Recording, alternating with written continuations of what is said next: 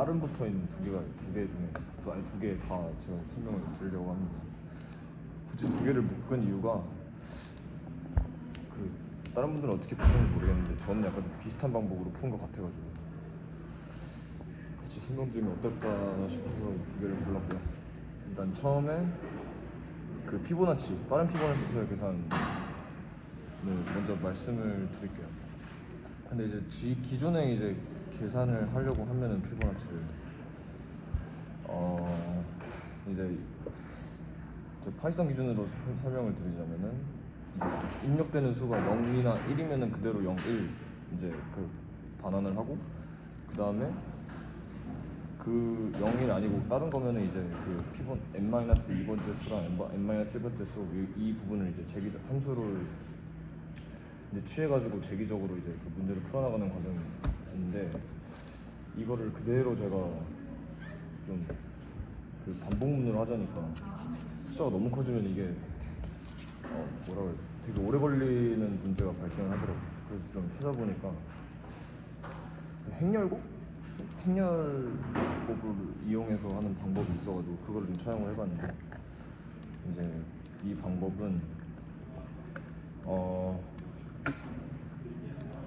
어쨌든 마지막에 좀 숫자가 커지면은 이제 마지막 세 자릿수 빼는 건 똑같은데 이제 행렬곱을 사용해서 문제를 해결하는 방식입니다. 이 코드 구조를 먼저 설명을 드리면 이제 그 함수를 총 4개를 사용했는데 이 중에서 좀 의미가 있는 부분은 한 세 부분인 것 같아요. 왜냐하면 마지막에 사용한 함수는 그냥 그 나누는 수만 정해놓고 그 다음에 이거를 다른 함수에 걸어가지고 이제 재개적으로 처리해 나가는 그 함수만 걸어놨기 때문에 이거는 사실 그냥 크게 의미는 없고요. 이제 그 첫 번째 함수가 매트릭스 멀티플이라는 함수인데 이거는 이제 행렬곡 구조를 나타내는 겁니다. 이제 예를 들어서 행렬 두 개가 있으면은 이제 그 첫 번째 그러니까 A, B, C, D 이렇게 2x2 행렬이 있다고 치면은 B도 똑같아요. 이따 치면은 A랑 E, B랑 G 구하고 그 다음에 A랑 F, B랑 H. 그러니까 이게 그 행렬 그 방식인데 이제 그거를 이제 반환하게끔 하는 함수고 이제 그 두 번째가 이제 그 행렬을 거듭 제곱하는 함수입니다. 이게 제일 중요하고 그 다음에 그 피보나치 모드는 베이스로 해놔서 이제 그 입력되는 값이 0이면 0, 1이면 1 반환하게 하고 그게 아니면은 기본 그 매트릭스가 1, 0 이렇게 이게 딱 기본 그거더라고요. 이걸 해보니까 그래서 이거를 기반으로 해서 이제 매트릭스 파워로 넘어가서 이제 그 계산을 수행하는 구조로 되어 있습니다. 여기서 이제 매트릭스 파워 함수를 보시면은 이제 기본적으로 그 항등행렬 1, 0, 0, 1 이렇게 되는 항등행렬을 일단은 기본적으로 정해놓고 베이스가 m인데 m은 이제 그 어디냐 베이스가 되는 그 행렬 1, 1, 1, 0 있는 그 행렬을 그대로 갖고 온 거고요. 그 다음에 이제 이 행렬을 가지고 예를 들어서 저희가 피보나치 10을 계산한다고 가정을 하면은 그러니까 1을 곱하면 2고 2를 곱하면 4고 4를 곱하면 8이고 근데 8 합하면 10이잖아요. 근데 거기서 이제 마지막 하나 이제 남는 거를 처리하는 그 부분도 있고 이제 만약 짝수면은 뭐 정상적으로 돌아갈 거고 그 부분을 이제 그 코드로 나타내는데 이제 아까 말씀드린 것처럼 이제 저희가 예를 들어서 10을 이제 이 함수에 적용을 시키면은 n-1만큼 이제 그 거듭 제곱이 나타나는데 그러면은 n-1이면 10 빼기 1이면 9인데 이제 2, 4, 8까지는 정상적인데 9에다가 1만 곱하면 이제 10이니까 이제 그거를 처리하기 위해서 이제 입력된 그 거듭 제곱 양이 홀수다라고 하면은 얘를 리절트라는 그 변수를 따로 저장을 하나. 이거는 이제 그 베이스, 그러니까 그 원래 저희가 계속 곱해왔던 베이스에다가 그냥 기본 행렬 1110 있는 그 기본 행렬만 더하는 거예요. 아니, 곱하게끔 하는 거고. 그게 아니면은 정상적으로 이제 재기함수 그 구조를 통해서 이제 계산을 하게 한 다음에 이제 제가 그래서 1, 2, 4, 8 이렇게 얘기했잖아요. 근데 그 거듭제곱 계속 해나가면은 1, 2의 거듭제곱 형식으로 나타나는데 이제 그 다 했으면은 이제 그 거듭제곱 값을 좀 줄여줘야 되니까 파워가 이제 거듭제곱 그 수라고 했으니까 이제 이거를 2로 줄여줘, 그 반만큼 줄여줍니다. 그리고 이제 최종적으로 결과를 반환하게 하는 그런 함수입니다. 이거는. 네, 이게 제가 그 빠른 피보나치 수열 계산하는 방법이었고요. 지금까지가.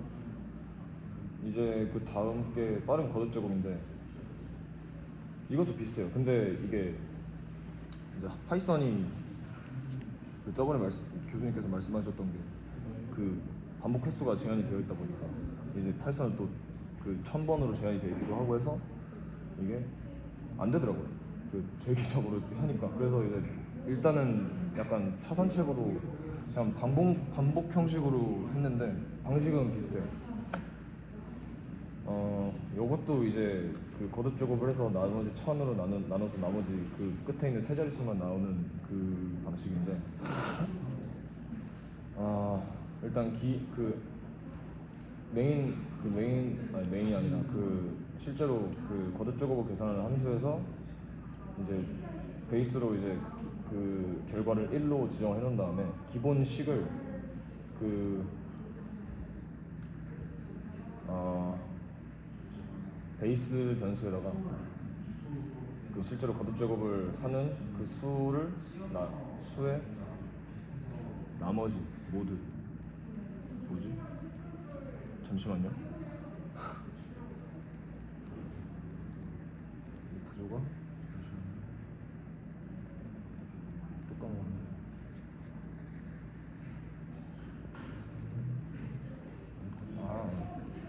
그 x라는 수를 거듭제곱한 수의 나머지 그 설정을 해줍니다. 그래서 이제 그 입력되는 게 n이 0보다 클 때 똑같이 이게 n이 홀수면은 거듭제곱을 하면은 2, 4, 8, 16 이렇게 가는데 이제 마지막에 하나가 남아버리니까 그걸 처리해주는 그 장치로 이제 그 RES라는 변수, 그 리절트 변수에다가 그 결과의 베이스를 곱해서 그거를 그 이제 거듭제곱수로 나눈 나머지 설정을 해놨고요. 그 다음에 이게 아니라면 정상적으로 이제 그래서 반복을 해가면서 수행을 한 다음에 이제 그 거듭제곱수를 2로 나눠주고 이제 계속 그걸 반복한 다음에 다 끝나면은 최종적으로 결과를 출력하는 그런 구조를 그러고 하고 있습니다. 이 영상 마치겠습니다. 저도 이제 알고리즘 문제 중에서 하나 가져왔는데, 저는 이제 최대 연속 부분 순열이라는 문제를 이야기해 보려고 합니다. 그래서 이게 이제 알고리즘에 문제가 두 개 올라와 있는데, 하나가 분할 정보 기법을 사용하는 거고, 다른 하나가 이제 카데인 알고리즘을 사용하는 건데, 카데인 알고리즘을 사용하면은 코드가 되게 짧고 간결하게 문제가 풀리는데, 저는 분할과 정보 기법을 사용하려고 하니까 전 되게 어렵거든요. 그래서 이걸 한번 분할과 정보 기법으로 푸는 거를 한번 얘기해 보려고 합니다. 그래서 이제 우선 문제를 이야기해 드리자면, n개의 정수가 차례대로 이제 순열처럼 주어졌을 때 이 정수들의 합이 최대가 되는 구간이랑 그 구간과 그 구간 내의 최대 합을 출력하면 되는 문제입니다. 그래서 이제 저희는 입력값으로 배열의 길이와 이제 요소들을 입력받고 최대가 되는 합과 구간의 시작 인덱스, 구간의 마지막 인덱스를 출력하는 이제 프로그램을 짜면 이제 되는 문제였고요. 저는 이 문제를 풀기 위해서 이제 함수를 두 가지를 구현을 했는데, 이제 첫 번째 함수는 서브어레이 함수라고 이름을 지었는데, 이제 이름은 좀 대충 지어가지고 이 함수는 이제 배열에서 이제 이 배열이 나뉘는 데 있어서 그 배열의 가운데 부분을 기준으로 양쪽의 배열을 합쳐서 그 합을 구하는 기능을 하는 함수입니다. 그래서 이 함수는 이제 4개의 매개 변수를 입력을 받는데 전체 배열을 입력을 받고 배열의 시작 인덱스랑 마지막 인덱스 그리고 중간 인덱스까지 입력을 받아서 이제 작동을 합니다.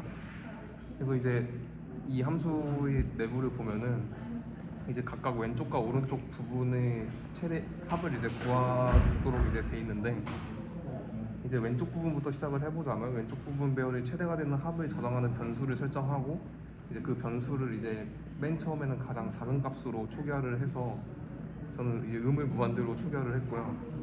그래서 마찬가지로 이제 이 함수가 돌아갈 때 이제 그 즉시 합을 갱신하기 위해서 그 갱신되는 합을 저장하는 변수도 이제 0으로 초기화를 하고 이제 이게 왼쪽 부분의 배열을 이제 처리하는 부분이기 때문에 이 왼쪽 배열의 끝부분을 이제 전체 배열의 중간 부분으로 초기화를 시켜가지고 맨 처음에 그렇게 해서 이제 포문을 돌리게 되는데 이제 포문을 통해서 이제 i가 중간 인덱스 이제 왼쪽 배열이니까 이제 가운데서부터 왼쪽으로 이제 차근차근 가는 건데 이제 전체 배열의 가운데에서부터 가장 처음 인덱스까지 포문을 통해서 이제 돌아가면서 이제 그 i가 감소될 때마다 그 요소 그 인덱스에 해당하는 요소를 계속해서 그 sum 변수에 더해가지고 갱신을 시킵니다.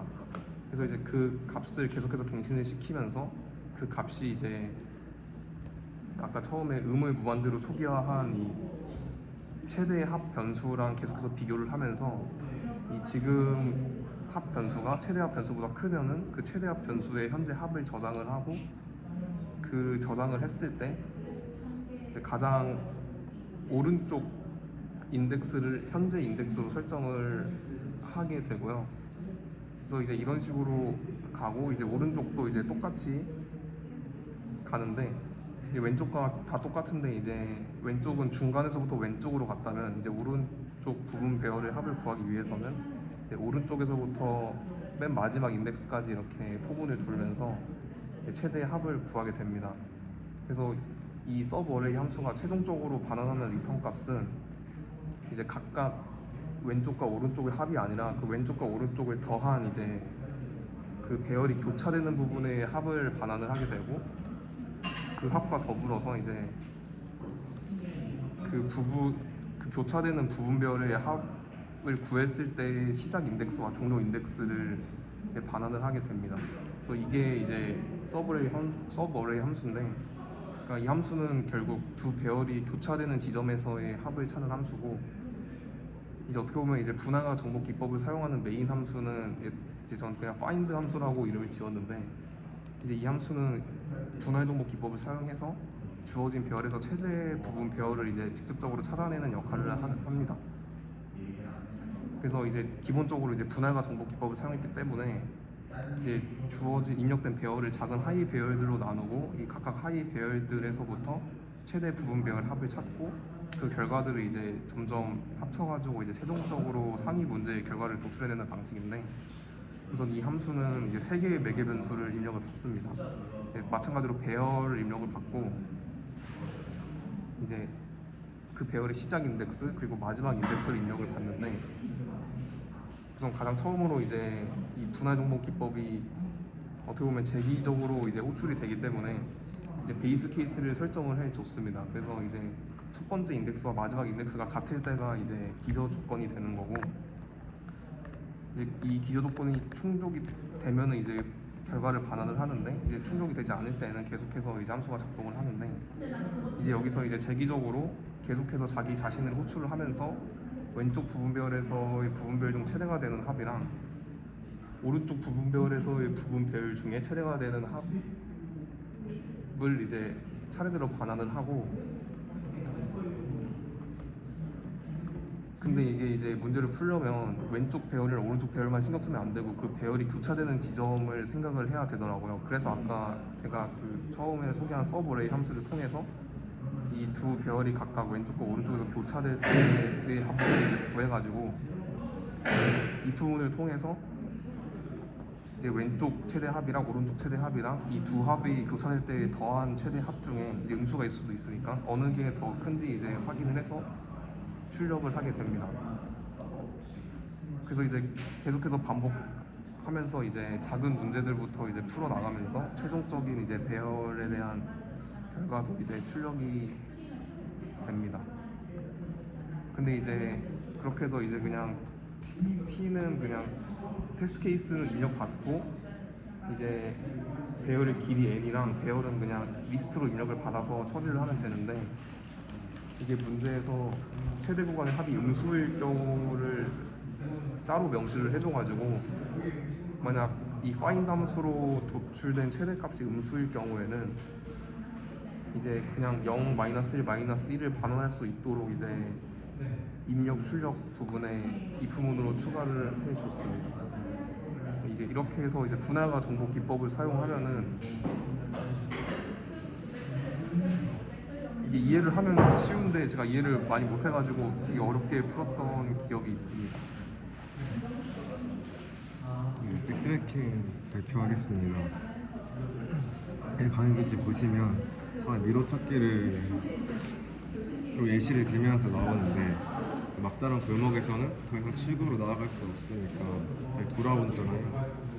이게 약간 다시 말하자면 지금 상태에서 계속 진행한다고 하더라도 해답을 구할 수 없는 경우에 앞으로 나아가는 것을 포기하고 이전 상태로 되돌아간다. 말은 좀 거창한데 생각보다 그냥 직관적으로 생각했을 때 그렇게 막 어려운 얘기는 아닌 것 같긴 해요. 이게 약간 DFS랑 비슷한데 DFS는 약간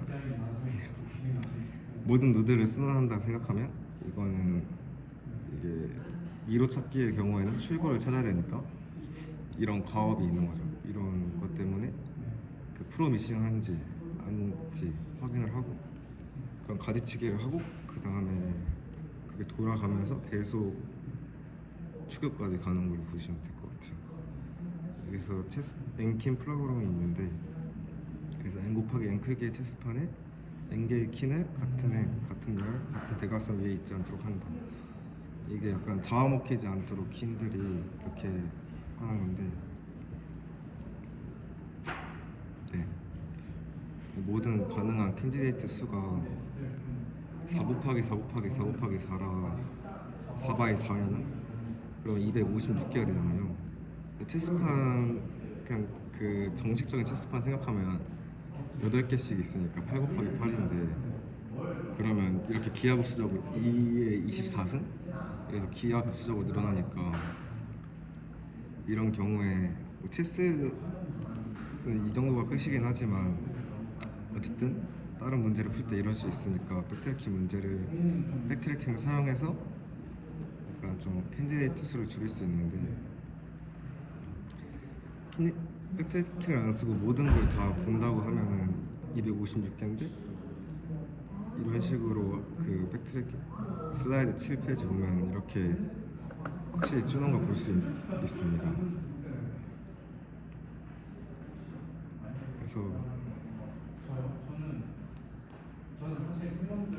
백트래킹 코드를 보면은 이게 그 코드 전에 그 프로미싱한지 인프로미싱한지 그거를 확인하고 프루닝 이게 가지치기더라고요.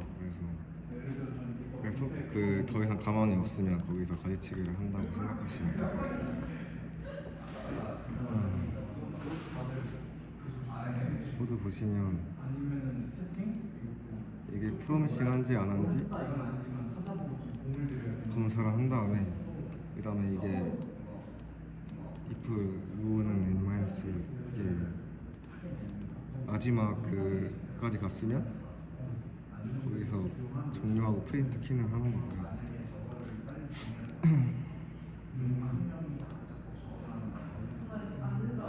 프로미싱 함수를 볼 필요가 있는데 여기서 잡아먹히는 경우가 그 컬럼이 같거나 왜냐면 그 같은 행별로 계속 놓고 있으니까 그 계속 그것만 그 열은 안 봐도 되고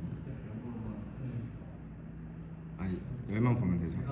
어차피 계속 다른 행에 놓으니까 같은 열인지 확인하거나 그리고 대각선인 경우에 그때 어쨌든 그 기울기가 1이니까 기울기가 1이거나 마이너스 1이니까 절대값으로 사용해가지고 같은지 안 같은지 확인하고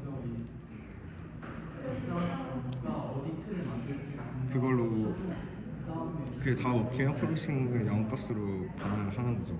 그래서 K 플러스 플러스 해가지고 계속 진행을 하는 건데 그래서 이제 위에 코드 엔킨스 그거 부시 클래스 또 여기 보면은 이제 프로미싱에서 이거 여기서 가망이 있는지 프로미싱한지 넌 프로미싱한지 확인하고 그 다음에 계속 코드를 진행하는 걸 볼 수 있습니다. 제가 나이트 투어를 지금 하는 그 과제도 많고 이것저것 때문에 잘 안 풀고 있긴 한데 네 이터레이티브하고 리커시브까지는 어떻게 하겠는데 스택을 사용해서 하니까 제가 모르겠긴 하더라고요. 근데 이거 기사도 원리는 여기서 말하는 원리는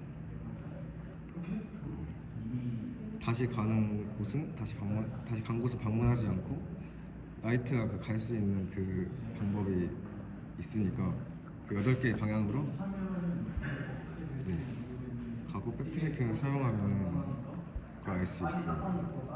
저도 아직 이거 코드를 안 풀어봐서 코드는 잘 모르겠는데 그러면 오늘 그 이진 힙에 대해서 말할 건데, 이진 힙은 완전 이진 트리, 즉 컴플리트 바이너리 트리라는 트리 구조를 기반으로 하고 매우 중요한 자료 구조라고 할 수 있고, 이진 힙은 주로 데이터의 삽입과 삭제를 효율적으로 처리하고 우선순위에 있는 데이터를 관리할 때 유용하게 사용된다고 볼 수 있고, 이렇게 이제 이진 힙의 기본 개념, 종류 뭐 이런 거에 대해서 설명할 건데, 이진 힙을 이해하기 위해서 먼저 컴플리트 바이너리 트리를 알아야 되는데, 이거는 바이너리 트리의 한 종류라고 할 수 있고, 트리의 모든 레벨이 꽉 차 있거나 아니면 마지막 레벨이 부분적으로 차 있는 구조인데, 만약에 마지막 레벨이 다 안 차 있다면 노드를 왼쪽부터 차례대로 채워야 되고요. 그리고 오른쪽이 빌 수 있어요. 그리고 여기서는 그 두 개 위에 이렇게 내려가는 거를 교수님이 말하시기로 헤이트라고 부르고, 헤이트에 따라서 노드의 값이 최대 최소로 정해질 수 있어요. 좀 구체적으로 설명하자면, 트리의 모든 레벨은 완전히 채워져 있어야 되는데, 그 마지막 레벨, 그 헤이트라고 말해야 되나? 그 부분 빼고는 다 자식을 2개씩 가지고 있어야 되고, 그 마지막 레벨에서는 노드가 왼쪽부터 차례대로 채워져야 되고, 그리고 오른쪽부터는 안 채워져 있을 수도 있어요. 이런 구조 때문에 이 컴플리트 바이너리 트리는 배열로는 매우 효율적으로 표현할 수 있고, 배열에서 인덱스가 i인 노드 기준으로 보면 그 노드의 부모 노드는 인덱스 i-1에 그것의 나누기 2에 위치하고, 왼쪽 자식의 노드는 2 곱하기 i 플러스 1에 위치하고, 오른쪽 자식은 2 곱하기 i 플러스 2에 위치하게 돼요. 이진입의 종류에 대해서 이제부터 설명할 건데, 맥스입, 최대입과 미입, 최소입이 있는데, 먼저 최대입부터 살펴보자면, 최대입에서는 부모 노드가 자식 노드보다 항상 크거나 같은 값을 가져야 하고요. 즉 트리의 루트 노드에서 트리에서 가장 큰 값을 가지고 있고, 트리 아래로 내려갈수록 값이 점점 작아지게 돼요. 그래서 맨 위에 있는 그 노드 같은 경우에 제일 큰 거, 그 다음에 왼쪽 오른쪽 알아서 하면 될 것 같고, 그래서 최대입 루트 노드에는 전체 데이터 중 가장 큰 값이라서 데이터를 정렬하는 데 유리하고, 새로운 데이터를 삽입할 때에는 트리의 마지막 데이터에 추가한 뒤에 부모 노드와 값을 비교하여 위로 올리면 되고요. 데이터를 삭제할 때는 큰 걸 제외하고 그 밑에 자식 노드와 비교해서 내려보내거나 올려보내면 될 것 같아요. 그리고 미입, 최소입은 최대입의 반대로 부모 노드가 자식 노드들보다 항상 작거나 같은 값을 가져야 되는데, 즉 맨 위에 있는 루트 노드라고 해야 되죠. 루트 노드는 트리에서 가장 작은 값을 가지고 있고, 아래로 내려갈수록 값이 점점 커지게 되어 있고요. 최소입에서는 언제든지 트리에서 가장 작은 값을 빠르게 찾을 수 있고, 그래서 우선순위가 낮은 데이터를 처리할 때 유용하고 새로운 데이터를 삽입할 때는 이제 민힙이니까 맥스힙과 반대로 트리의 마지막에 데이터를 추가하고 부모 노드와 비교하여 위로 올리는 방식의 힙의 특성을 유지하고요. 데이터를 삭제할 때는 루트 노드를 제거한 뒤에 마지막 노드를 루트 자리에 올려놓고 자식 노드들과 비교하며 힙 특성을 유지하면 돼요. 그래가지고 이진 힙의 삽입과 삭제 과정을 보면은 트리의 마지막 위치에 항상 삽입하고요. 부모 노드와 비교하면서 위아래로 하면 되고, 삭제 같은 경우에도 루트 노드 제거한 뒤에 트리의 마지막 노드를 루트 자리에 옮기고 계속 자식 노드들과 비교하면서 힙의 특성을 유지하면 돼요. 이 컴플리트 바이너리 트리의 구형과 장점은 앞서 언급한 것처럼 이진입은 완전히 이제 컴플리트 바이너리 트리 특성 덕분에 배열을 효율적으로 구현할 수 있는 것처럼 이때 배열의 인덱스를 이용하여 부모와 자식 노드 간의 관계를 쉽게 찾을 수 있어가지고 연결 리스트나 포인터가 필요 없고, 그래가지고 좀 비용을 효율적으로 쓸 수 있는 것 같아요. 그래서 이진입은 컴플리트 바이너리 트리 기반으로 하고 데이터 삽입과 삭제에 효율적이고 언제든지 최대 최소를 빠르게 찾을 수 있는 자료 구조라고 볼 수 있어요.